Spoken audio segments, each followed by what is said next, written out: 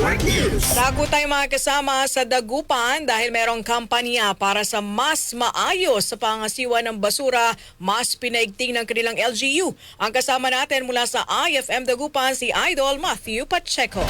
RNN Live Reports.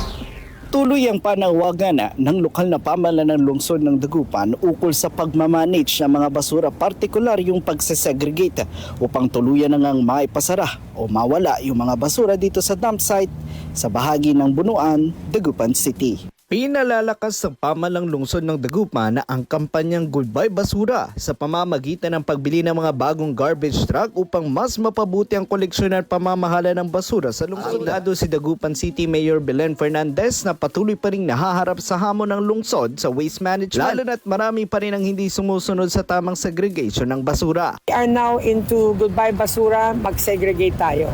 Kasi up to now, medyo hirap din talaga ang segregation. Bilang tugon, meron ng 6 na bagong mini dump truck ang lungsod na kasalukuyang ginagamit sa pangongolekta ng basura habang nakatakdaning dagdagan pa ito ng 4 na truck sa loob ngayong taon na. Ang city was able to procure 6 na mini dump truck.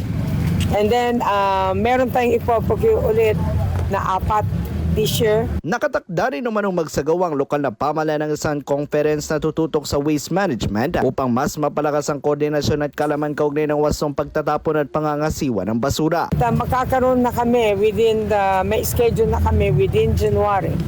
Parang conference for all of the waste management committee chairman, all of the street cleaners, all of the garbage collectors, the segregators, and the barangay captain. Sa kabila ng patuloy na hamon sa pamamahala ng basura, nanawagan na lokal na pamahalaan ng pakikisa mula sa mga Dagupenyo upang makamit ang mas maayos, disiplinado at malinis na lungsod ng Dagupan. Kasama mula rito sa IFM Dagupan, ako po si Idol Matthew Pacheco. Tatak, RMN! RNN